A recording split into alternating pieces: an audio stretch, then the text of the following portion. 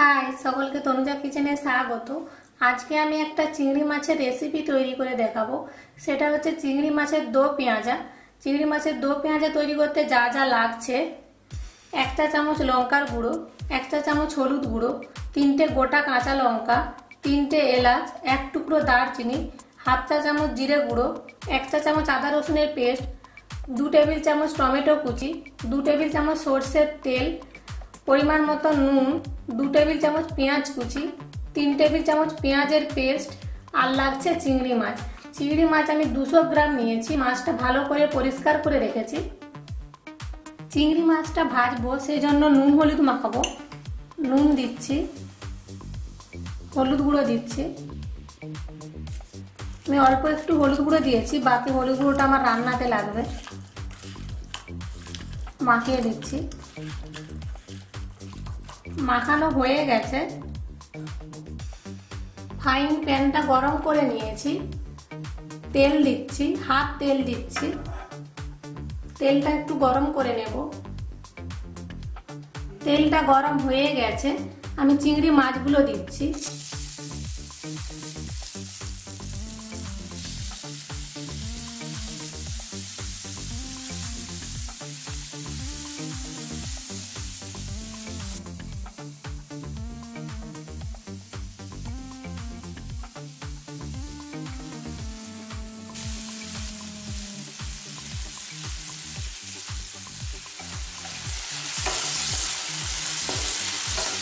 মাছগুলো ভাজা হয়ে গেছে, আমি তুলে নিচ্ছি।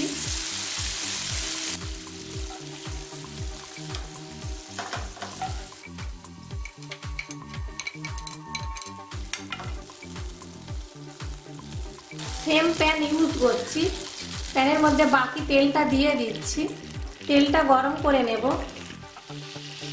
তেলটা গরম হয়ে গেছে। তেলের মধ্যে এলাচ আর দারচিনিটা দিয়ে দিচ্ছি। একটু নেড়ে নেব। পেঁয়াজ কুচিটা দিচ্ছি।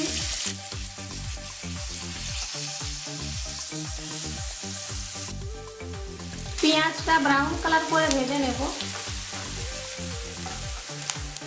পেঁয়াজটা ব্রাউন কালার হয়ে গেছে। পেঁয়াজের পেস্টটা দিচ্ছি।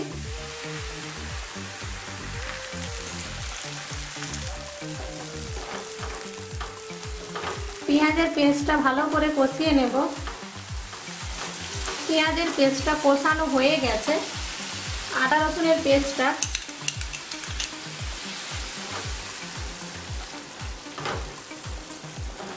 আদা রসুনের পেস্টটা আমি হাফ মিনিট ভেজে নেব।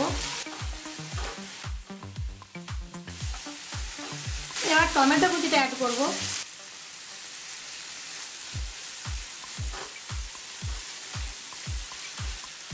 চিংড়ি মাছটা ভাজার সময় নুন দিয়েছি।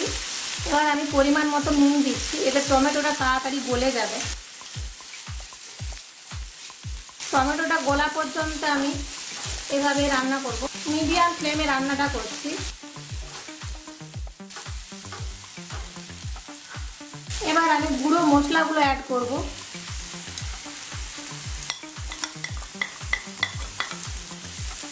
অল্প একটু জল দিচ্ছি, এতে মশলাটা পুড়বে না। মশলাটা একটু ভালো করে কষিয়ে নেব। এই রেসিপিটা আপনারা বাড়িতে বানিয়ে দেখবেন কেমন হয়েছে। কেমন হয়েছে আমাকে কমেন্ট করে অবশ্যই জানাবেন।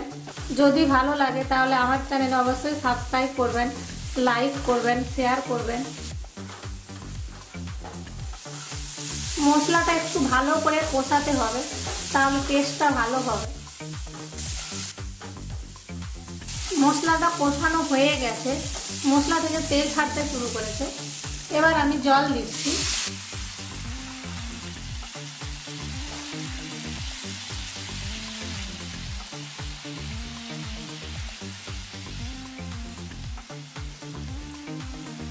আমি 1 কাপ জল দিলাম। গ্রেভিটা একটু ফুটিয়ে নেব। ফুটে গেছে। চিংড়ি মাছগুলো দিয়ে দিচ্ছি। নেড়ে দিচ্ছি। গোটা কাঁচা লঙ্কাগুলো দিয়ে দিচ্ছি। ঢেকে দিচ্ছি। ঢেকে আমি 5 মিনিট রান্না করব লো ফ্লেমে। 5 মিনিট পর ফিরে আসছি। 5 মিনিট হয়ে গেছে, আমি রান্নাটা দেখছি। দেখুন কত সুন্দর কালার হয়েছে। আমি নেড়ে দিচ্ছি। আমি ফ্লেমটা এখন মিডিয়ামে করে দিলাম। এই অবস্থাতে আপনারা নুনটা একটু চেক করে নেবেন। এই রেসিপিটা গরম ভাতের সঙ্গে খেতে খুব ভালো লাগে। আপনারা বানিয়ে দেখবেন, আমাকে অবশ্যই কমেন্ট করে জানাবেন। চিংড়ির দো পেঁয়াজা তৈরি হয়ে গেছে। আমি এবার গ্যাসটা বন্ধ করে দিচ্ছি।